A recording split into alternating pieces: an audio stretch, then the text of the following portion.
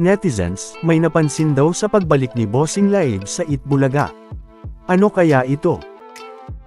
Isang good news na nangyari kay Bossing, ikinatuwa ng mga netizens. Bossing Vic Soto, may announcement, Sugod Campus mapapanood na sa Sabado February 8, saan kaya sila unang susugod? Angelica de la Cruz, napanood at nakasama sa Itbulaga Sugod Bahay.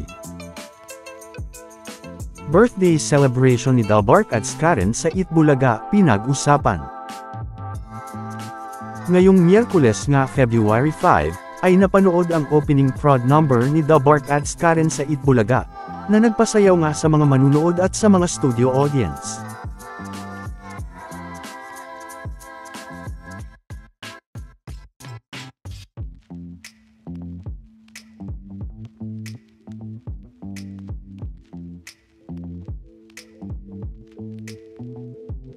Na masayang ang mag-celebrate ng kanyang 16th birthday sa Itbulaga, at makasama ang mga Dalbark ads.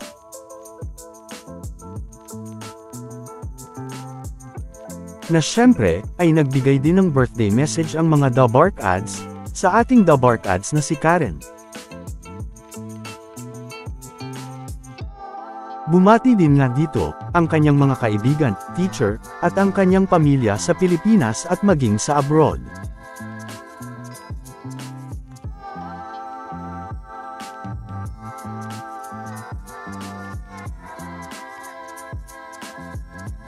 Na kahit nga ang mga netizens, ay nagpaabot din ng pagbati kay Dalbark at Karen ngayong birthday nito.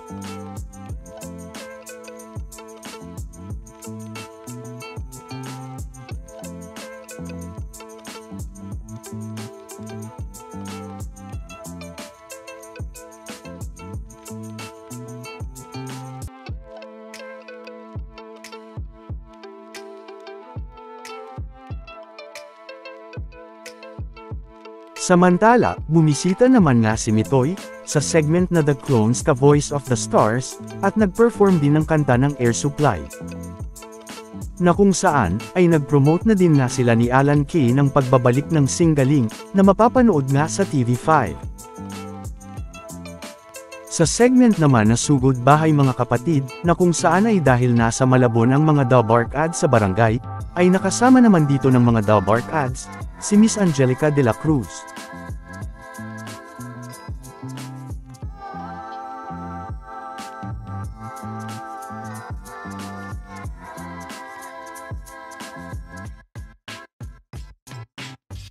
Na binati din ng mga Dalbark ads at nagpasalamat dito. Ngayong Miyerkules din nga, ay talaga namang marami ang mga natuwa at mga na-excite, nang inanunsyo na ni Bossing Vic Soto, ang pagsugod nila sa mga campus, o ang Sugod Campus Mga Kapatid, na mangyayari na nga sa Sabado February 8. Na dapat nga daw nating abangan, kung saang campus sila unang susugod, para magbigay ng saya, magbigay ng mga regalo, at mga papremyo, sa maswerteng campus na masusugod nila sa Sabado February 8.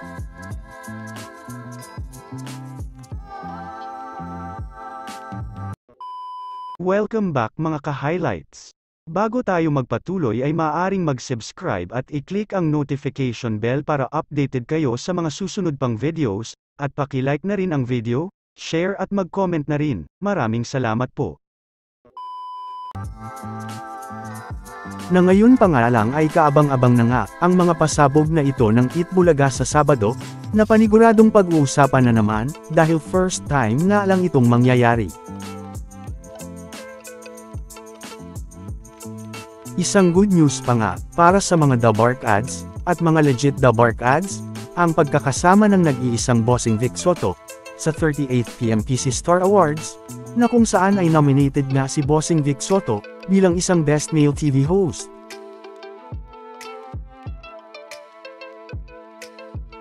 Nagaganapin nga sa darating na Marso, March 23, 2025. Na ngayon pa nga lang, ay kinongratulate na si Bossing ng mga legit Dalbark ads.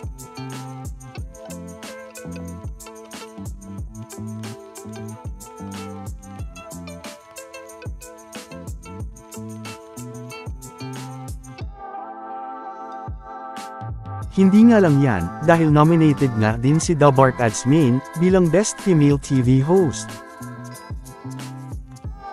At ganun na rin ang ibang show sa TV5, gaya ng Pajak Princess, na nominated naman sa Best Daytime Drama Series. At The Purse Family, sa Best Comedy Show. Ganun din naman si Tali Soto para sa Love, Bosleng and Tali, para naman sa Best New Female TV Personality.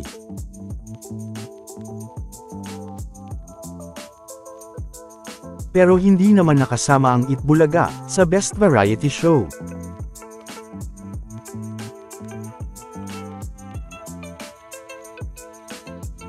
Samantala, tila may napansin naman nga ang mga netizens sa pagbalik nga ni Bossing live sa Itbulaga. Ito nga, ay ang pagiging mas masaya daw ni Bossing, na matatanda ang kamakailan lang ay kasama ang kanyang buong pamilya abroad.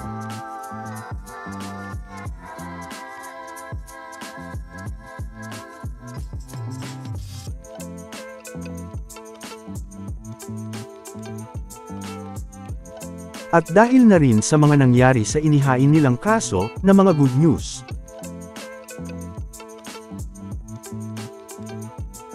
Na matatanda ang mga netizens din ang mga nakapansin noon, sa pagiging tila malungkot daw ni Bossing dahil sa kontrobersyal na trailer. Samantala, narito naman ang iba pang mga comments ng mga netizens, na mga bumati ngayong birthday ng ating The Barkads na si Karen.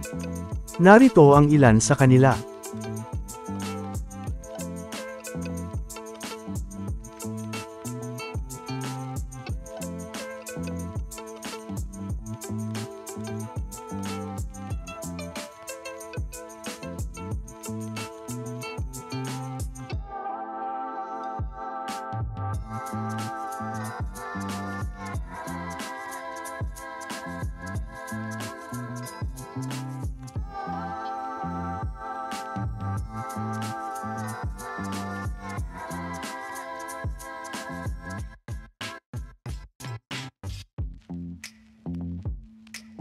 Samantala, ano naman ang mga masasabi nyo patungkol sa mga napag-usapan natin sa video na ito?